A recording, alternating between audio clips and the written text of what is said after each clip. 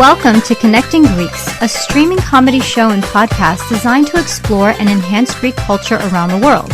Join hosts Angelo, Adi, and Foti as they bring you fun and interesting guests from all walks of Greek life. Grab a kafedaki and join us. Hey everyone, welcome to the Connecting Greeks podcast. I am Ari and I am here with my two very lovely co-hosts. Let me introduce, I don't want to say who's lovelier or who's not, so let me just introduce by alphabetical order. Stamos, I think, comes before Tsaroukas. All right, so we go Foti Stamos. How are you, Foti? I'm great. How are you, brother? I am very good, very good. And alphabetically after you is the main man himself, Angelo Tsaroukas. What's up, Angelo? I don't know. Is my head filling up the screen? Maybe, how am I supposed to do it? You know, Forty knows a lot of people. Did you know that? He has to shake a lot of hands. I didn't know that. I'm good. I'm good. I'm excited about our guest today. She's really nice. Unlike you two, no comment. I gotta say that thanks to the fact that we're hanging out all the time and creating such great energy and vibes, it makes me want to drink. And what better than to have tonight's guest when it comes to drinks? Very good segue, Foti. I like that. That's good, Forty. Angelo, you wanna bring on our guest, our lovely guest? She's an artist. Yes. Okay, she's worked hard at this. An artist and entrepreneur, which I think is I admire her. She's created a vodka line called Tina's Planet Vodka. Yes. Organic vodka. And I saw it when I was at the Anavisi show, that a big feature on it. She's also a musician, songwriter, pursuing the dream like a lot of us here in La La Land. Welcome to Connecting Greeks, Tina Karras. Welcome, Tina. Welcome to the show. Hi, thank you. Tina, we want to know right away, for you, we have a similar story. We both came to LA with dreams. Yours seemed to have worked out better than mine. We both attend from time to time St. Sophia Cathedral. Because we're good Greeks. You're from North Carolina, I understand. Yeah, from Charlotte, North Carolina. Charlotte, which I've been to many times. I myself from Canada. And Charlotte's great. I love your accent because you speak a little Greek with a little. No, I get the same thing here because they go, "Oh, you're from Canada." We can hear the A and the out and about, whatever the thing is. But it's cool. So, but Tina, your story is interesting, very interesting, because you came out to pursue your singing career, and then you stumbled onto something else. Yeah. Which is, and that's the Spartan side of her, by the way. Just so we know, her mom's from Sparta and her dad's from Patmos. The Spartan side. No. My dad is from Sparta. Oh, your dad's from Sparta. Yeah, and my mom's Greek American, but her father was from Patmos, and then her mother's side of the family was from Sparta. From Sparta, okay. So I'm like 3/4 Spartan, 1/4 Patmos. Oh, there you go. Okay, that's a good mix. The artistic part probably comes from Patmos. Because the Spartan part, Tina, is our motto is, if we don't understand something, let's kill it. That's Sparti, which is the Ozarks of Greece. And if any Spartiatas are listening, I don't want to get hate mail. You and I both know that was, ask the Persian army what happened to them when they got mouthy with Sparti. They paid dearly for it. Yeah. But what happened? So Tina, tell us. We want to know. Like what was it? Like what you just said? Like me, stupid. Not stupid. I mean, we just thought, hey, we're going to go to LA because that's where you go, LA or New York. What happened? Yeah. So it's kind of. Thank you for reminding me of the DNA, because it does come through, and I'm like, I have a temper, and I'm like, oh wait. Hold on. Yeah. So I was in high school, and then I just decided that I wanted to pursue music as a career. So I already got accepted to UNC-Chapel Hill in Tar Heel, and then I jumped into the music degree, and I backed it up with like RTVMP, radio, TV, and radio music production. Sorry. And then I actually just became a classical guitarist through that, and I really fell in love with what the guitar is, because it's kind of like the piano where there's multiple voices. So when you're playing guitar, I'm not just strumming. I literally am playing multiple lines. There's a bass, there's a soprano, and the alto in the middle. So it was really great to learn that in such a, collegiate area, because I got to learn everything, the history, the theory, And it was such a great experience to do that, to learn everything about music. And then, graduated, and then now what? Who's going to hire me as a 22-year-old to write music? So I went back to Charlotte trying to figure out what to do. And, I grew up in a restaurant, of course. I was washing dishes at 8 years old. And, that was a lot of fun. And then, every weekend, making pizzas on the weekends and everything. And so then I was trying to figure out what to do next. And I ended up going to a Suzuki guitar teacher training class in Los Angeles. And the week I was here, there was a huge Carolina event. So I went to that and ran into people I've known who were out here before me. And so they drove me around all of LA, showed me everything, and really encouraged me to move out here. And so I did a month later with literally 2 suitcases and a guitar, because my dad's like, you are not driving. We'll ship your car. Because it is a long drive. Yeah, it is. Yeah, and not necessarily safe. Yeah, exactly. Especially by yourself. And, I came out here with like a 12-year-old tourist that probably would not have made the trip. Yeah. So then I get here, and then my car, of course, takes like a month to get here. So I'm trying to figure out what to do. And I ended up bartending and waitressing and pursuing music. And so I started doing open mic nights, things like that. And this is back before, this is in the late 90s, early 2000s. Social media was not what it was. People were still going out to see music locally like that. The world was LA was very different back then. It was really, you could be a struggling artist and live a good life. Like my rent was like $600 a month by myself. Even, adjusting for inflation, that's like $900 now. So there's no way. I don't think I could have done that now. Now, Tina, let me ask you, before the first time you came to LA, had you ever come out here before that? No, never. Oh, so first time. So it's not, I grew up I'm born from Montreal and grew up in Ottawa. Ottawa and Charlotte are similar. Then you come to LA, it takes you by jet airplane 20 minutes just to fly over the city. I know. That's how big it is. Totally. And you need a car in LA. You need a car. The public transportation sucks here. Yeah, and totally. So interestingly, but I have to say, because as a comic, when I moved to Toronto to make the transition, I know a lot of guys had a hard time getting side jobs. But when you're Greek, you're automatically trained in about 8 different positions by the age of 12. Yeah. So you go to any place, and I remember even going. My dad had a burger restaurant, and I could walk in and do that. We knew sales, we knew marketing, because we worked in that thing. Do you find that I notice a lot of performers that come, St. Sophia is pretty much the Hollywood church. They don't like to be called that, but it is, because that's pretty much where they go. But regardless, do you find the Greek background gives you more courage? It's like your dad said, I'm going to ship your car. He didn't say to you, don't go, don't do it. He said, okay, you can go, but I'm going to ship your car to you because I'm worried about you being, and it's true, driving across America is a shit show. You don't know what you're going to encounter. But at the same time, do you find that, and I think I can say this for all Greeks. Maybe I'm wrong. I don't think I am. But do you find that we have that instinct, the survival instinct, wherever we go? And we did inherit that. That's one of the great traits we inherit. Because my dad would say to me, okay, you want to be a comic, be a comic. Be a good comic. Don't make them laugh, but don't make them laugh at you. Yeah. And I think Greeks have that pride, like your dad, and I like what you said. That tells me if you're going to do it right. Do it right. And the thing is, it's ingrained in us, but we also have a survival instinct. Not everybody, she's from North Carolina, go literally from one coast to the other coast to a place you've never been and pursue a career. That's the bigger part of the courage. That to me is bigger than how many people have told you, I've always wanted to do this. Why didn't you do it? What did you wait for? Mm-hmm. So I applaud you for that. But my question to you now, and all of you, is do you find that we have a survival instinct? You put a Greek anywhere. I met them in Alaska. I just went to Alaska and I ran into Greeks, like in Juneau, Alaska. Like, what the fuck are you guys doing here? But they were there.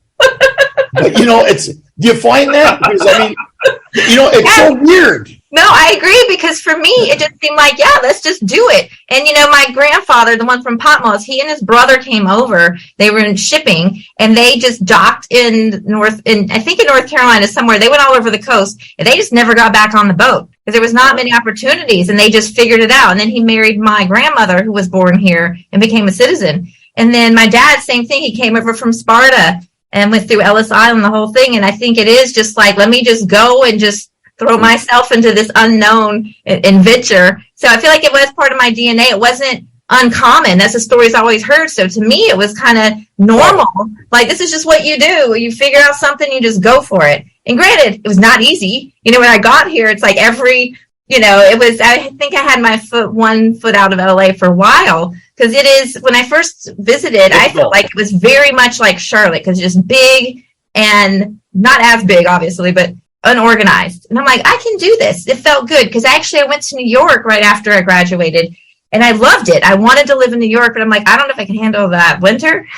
And I felt like if I moved out there with the friends I knew, I probably would have never pursued the songwriting. I would have just gotten a job and just been in the grind to pay rent. In California, especially at that time, was like the potential of anything you want to do, just come out here and just do it. The artistic energies here, it's very open to anything. Like, you can literally create anything you want out here. The atmosphere is very conducive to that. Well, you were saying before, so you got a side job, to support your dream. And so just tell us, how did that lead to where you are now? So was it a straight path to music?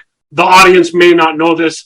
We know this. You are doing something else as an entrepreneur, and I kind of want to hear how the path led you here now to where you are. So you were doing a side hustle. You were waitressing, bartending, and then what happened? And then I started temping, working in the industry a little bit, but it doesn't pay very well, and I didn't have much time. So that's why I went back into the bartending and waitressing, because you make so much more money so much faster. And I'm like, I didn't want to work in an office, then making my first temp job was $10 an hour, like after taxes. I think my check was $300 a week. Like, it's ridiculous. And actually going back to, St. Sophia, while I was there, a woman who I grew up with, her cousins, her second cousins in Charlotte. When she heard I was from Charlotte, I grew up with them, and actually I stayed with her for, Tina Karras? Yes, of course. Yeah. So I stayed with them for like 3 months when I first moved here. She's like, come stay with me. And I'm like, what? Thank Okay, God. so hold it right there. Hear what she just said.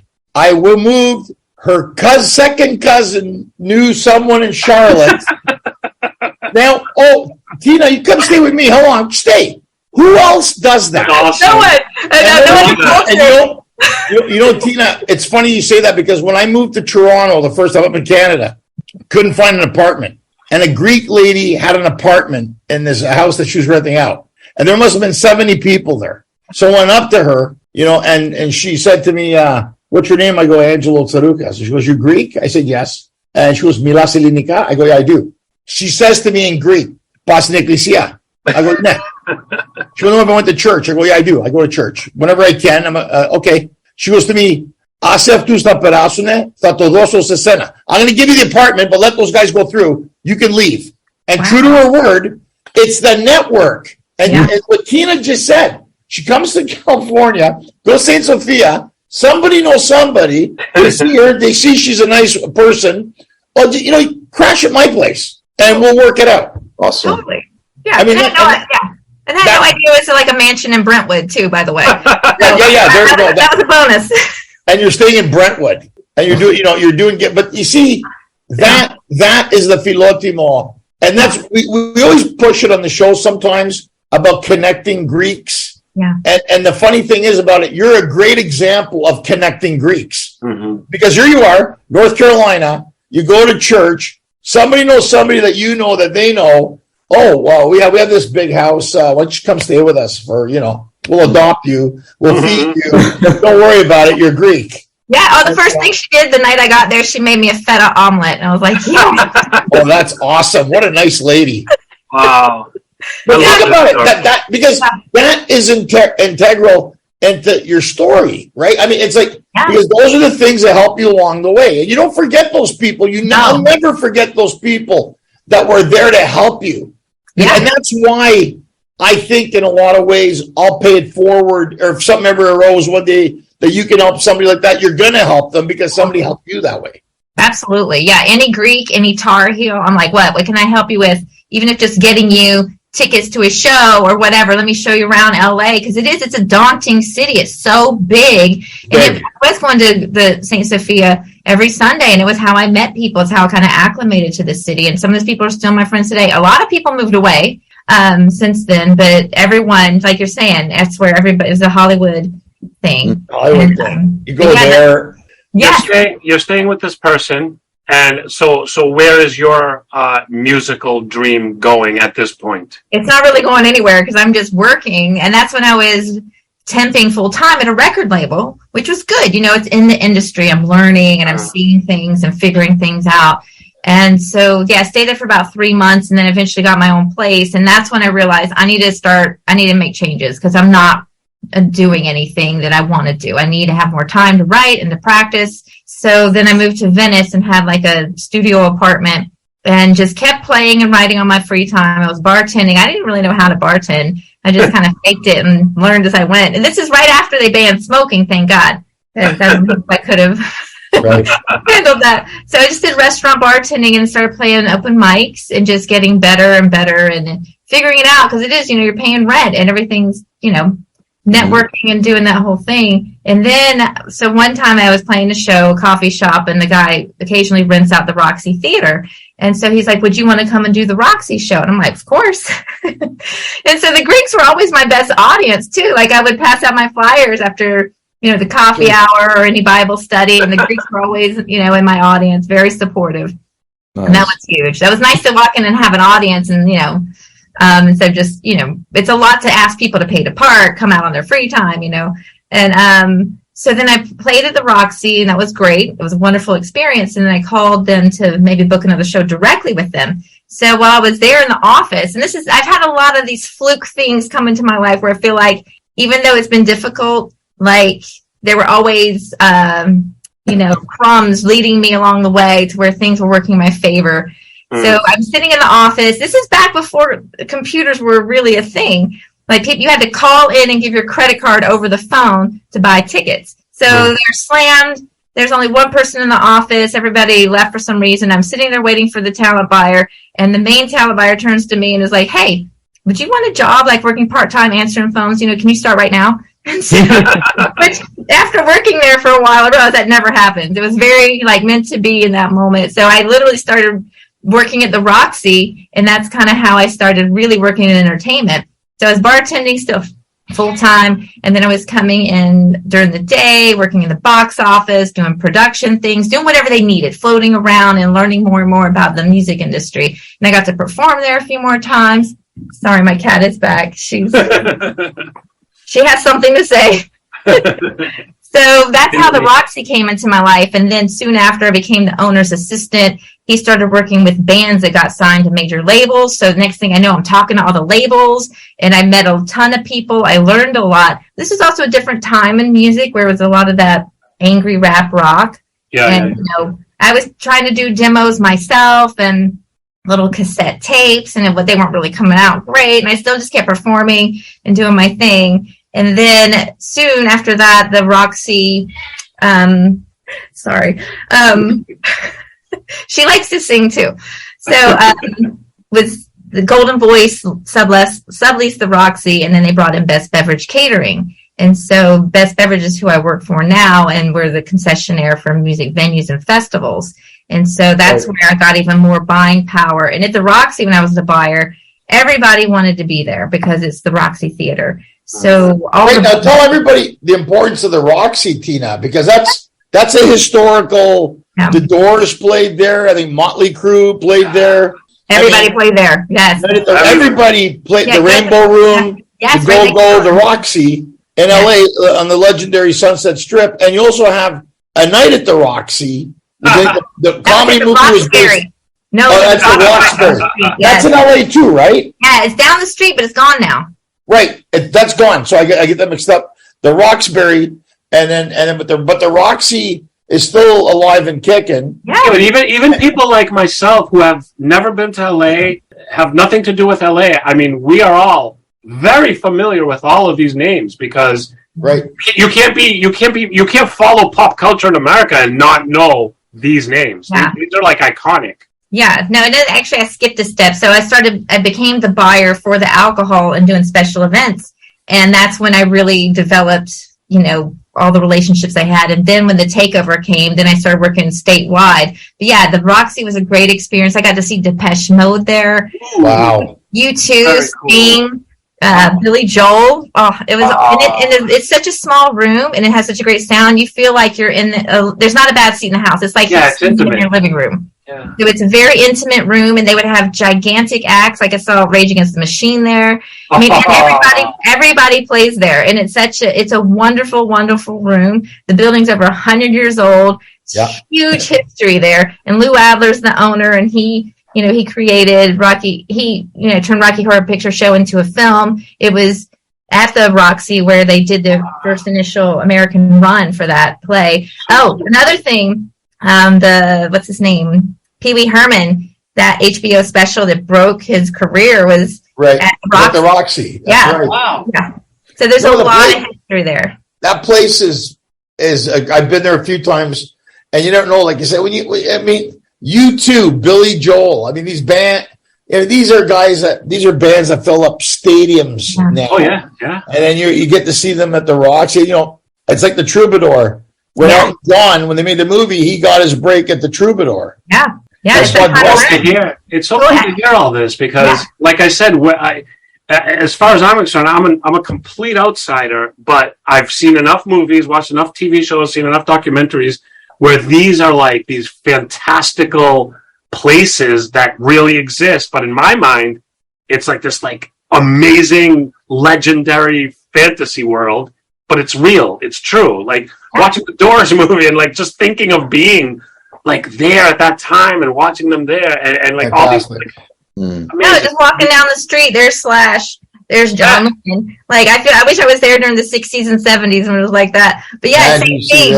Yes, and like I was actually working the box office the night. There was this big showcase thing, and it was when Linkin Park got signed. It was like when they were breaking. And I remember hearing them, and the next thing you know, they're exploded across the country. So it's a legendary place, but it's such a wonderful room. The sound is always good, and the view is always good, even if you're at the very back of the room. There's no bad place to watch the show. Yeah, exactly.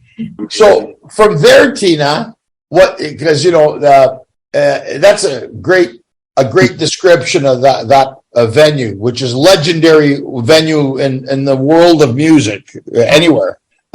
What gave you this idea for Tina's Planet Vodka? Yes, we call it Tina's. We call it Tina's Vodka. Tina's Planet Vodka is the full trademark name. And I got the planet. That. Yeah, because I'm from the earth, and I give back to the earth with my charity partner. So after being, being at the legendary Roxy Theater, being the buyer, everybody wanted to be there. So I'm being pitched on every brand, every whiskey, tequila, everything you can imagine. And then it got even bigger when I started working with Best Beverage because we were across the whole country. I mean, the country, and mostly my job was over the state of California, but we have such buying power. And so just after trial and error and just seeing that, most of the vodkas made in America are full of GMO source, which GMO is even just about the seed, but it's also about the horrific pesticides that go along with the GMO and what it does to our soil and our crops. And tell people what GMO stands for.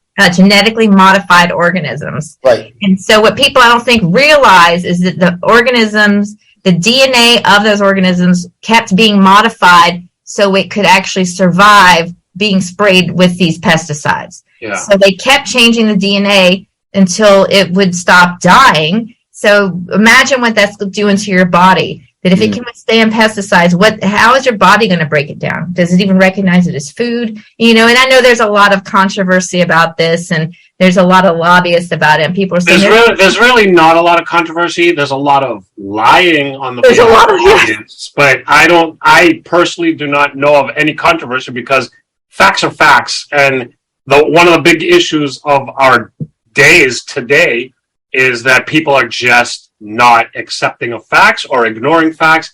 It's a fact. So no controversy. This is real. What you are saying is true. I'm with you on that. And that's it. I think there's a lot of paid articles out there saying, no, there's no link to this. It's like they're wearing hazmat suits while they're spraying the food you're going to eat. What do you think that's going to do to your stomach? That's just common sense. Come on. Like, you also think that the rate of cancer and of Alzheimer's and dementia are the highest. Yeah. Here. Yeah. And everybody's unhealthy. And like when we were kids, we ate everything. Like I ate sausage, grits, butter, lard. No one was fat. No one was unhealthy. We were outside all the time too. And we're also Spartans. So. Well, it's interesting you say that because I like the way you're connecting, the arts and with nutrition.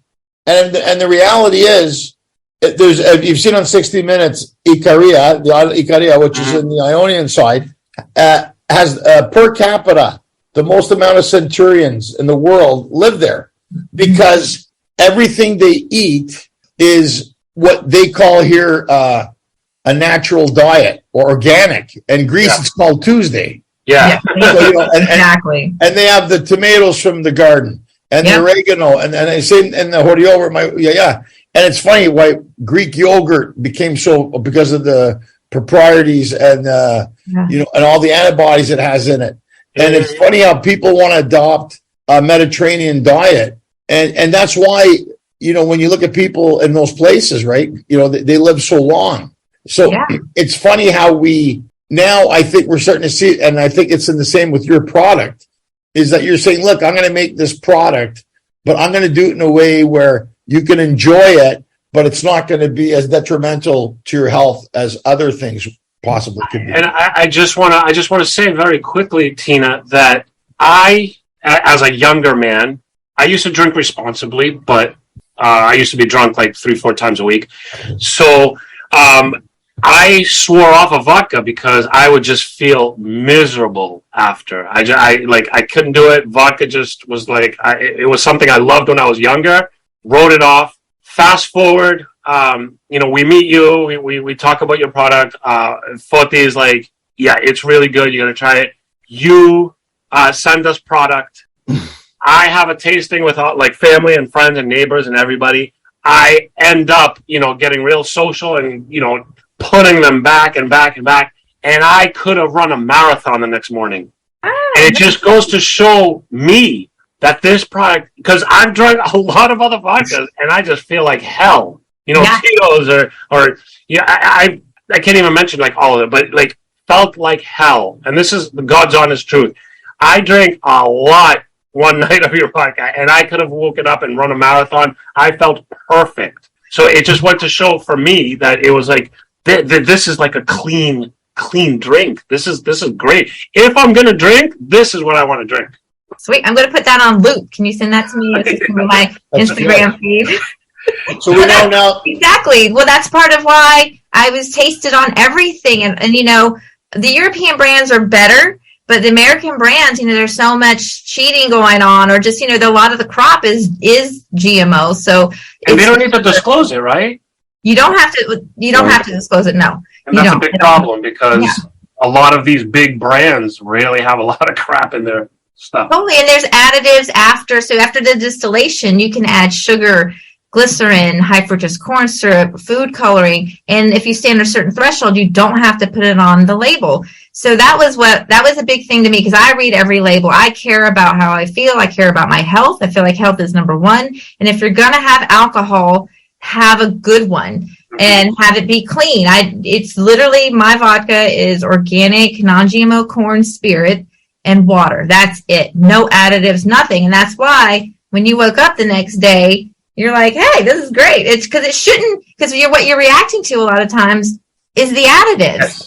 And the glyphosate I always get that glyphosate or glyphosate. I kind of mix it up, but it can't survive the distillation process. And that's how powerful that pesticide is. And if you don't want that in your food, why would you want it in your drinks? Yeah. And also when you buy alcohol that is made from GMO sources, you are giving your money to those type of farming, and you're perpetuating pesticides in our food chain.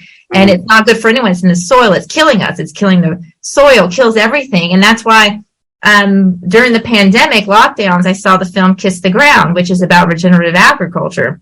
And it's part of how I became a partner with them, because I was so moved and inspired by the film, because it's all about the soil health. Because all the microorganisms they talk about now, everybody's talking about our gut health. The microbiome is everything. And if that's out of whack, nothing can work well. Everything can be corrected once that is corrected too. So they talk about how intelligent the planet is and how it knows what to do with the microorganisms and with the carbon, the nitrogen. It knows where to send it in which plant gets it, how the soil disperses everything. It's so intelligent, but when it's covered with pesticides, it can't do any of that, and it turns into dirt. And then you have, the dust bowl, you have runoff, you have all these fires, because there's not anything holding down the soil's not resilient. And then you're going to put that into your body. So there's literally deplete of any vitamins. You're just eating filler. You're not getting any type of healthy bacteria or anything you need. So it's this vicious cycle. And I know it's a vodka, but 40% of the corn grown in this country goes to making spirits. And if everybody in the spirits industry was like, we want non-GMO corn, think of the impact that would have on the climate.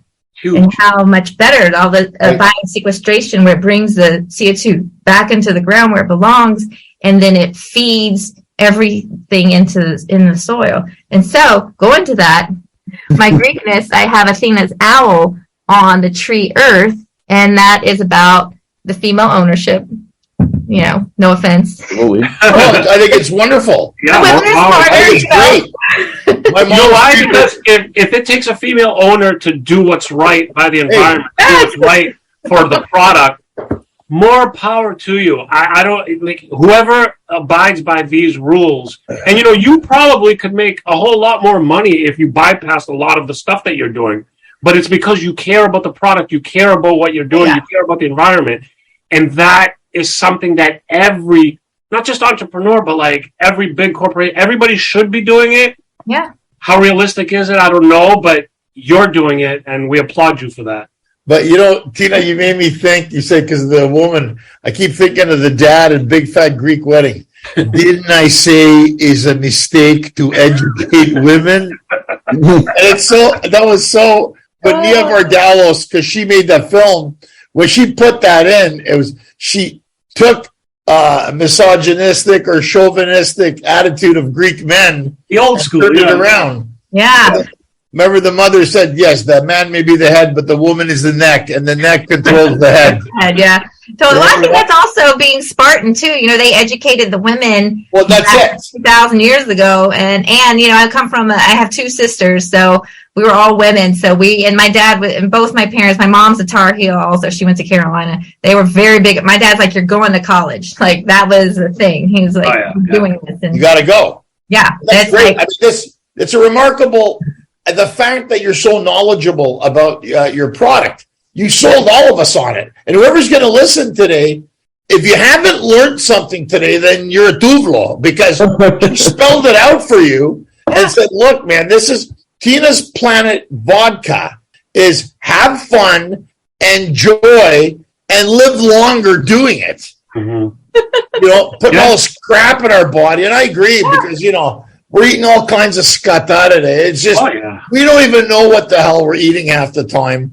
And I think what happens, especially in America now, everything's made for taste. Yeah. It's for taste. And everything's mass produced. And in order to mass produce something and keep the taste consistent, you have to fill it up with a bunch of horrible, horrible things. And that's what's happening. Yeah. And it's unnecessary, though. But it is even like when we were kids. I'm Gen X, proudly Gen X. And, we had real food. It was like in the 80s when it really got bad, and it just kind of came in under the radar. We didn't even know. And the next thing you know, everybody's got these health issues that just never existed before. Yes. And, and I think that's what people are getting wise to. And that was another thing with my vodka. Yeah, I could make a GMO corn vodka, and it would be probably a quarter of the price. Yeah. But I really wanted, this is how I eat, and this is what I want to put out into the world. And I want to support the farmers who grow corn this way. And I want to give back to farmers. So like when you see the film Kiss the Ground, they talk about how regeneration is, going to fix everything. And, during the pandemic, we saw how quickly the earth can fix things when we get out of the way. And I would like to go to a farmer in the Midwest or anywhere in the country and be like, Tina's Vodka will buy you whatever equipment you need to get off of the pesticide, get off the GMOs. Let's buy you the proper plow, whatever soil, whatever you need. I want to help do that because the effects of that are just exponential. And I want clean water. I want clean food. I want to be healthy. And also to that, I want it to taste good. Like Forky and I talked about this a lot. There's a lot of non-GMO and organic vodkas, but they're not tasty. Like a few are awful. So we took an extra step with the vodka, though. So a very quick side note: a professional, a person in the industry had a blind taste test with 7 industry people, and all 7, again, this is God honest truth, all 7 chose your vodka as the best tasting vodka in a blind taste test. Nice. Yes. Awesome. Yes. So, yes. Well, we definitely need to send Angelo, so we need to get his. Yeah. I'm down the street from you. I'll bring you some tomorrow. All right. That's awesome. Angelo, it's amazing. It's amazing. Thank you. You know who has it? The Great Greek. Dionisi brought it in. Dionisi, I'm very good friends with Dionisi. Love him. And Dobrin, his Bulgarian manager, the other guy, Dobrin. Okay. And I've been going there for years. Love the Great Greek. Yeah, Great Greek is tops. Yeah, Dionisi's super good guy. Great guy. Yeah, I was just there over the weekend. We had dinner, and he always is great to see with the music. And he's like, "You here for the vodka?" I'm like, "Of course," and your food. So so actually what we did with my vodka to take it an extra step is after the distillation process, we filter it through a proprietary system that involves organic coconut shells, and it takes out every impurity. So that's why the next day you felt so great, because all that extra stuff was gone. It's literally just organic spirit and water. And you could say whatever you want. I believe you, but after I drank a lot of your vodka, I was like, I am so screwed tomorrow. How am I going to get any work done? How am I going to do this? How am I going to do that? I woke up and I was just rearing to go. I was like, what is happening? This is amazing. Yes, and I think that is priceless. So my bottle usually retails, by the time it gets to a store, it's around $28, $29, $30. I've seen stores charge $38, some $25. That's up to them.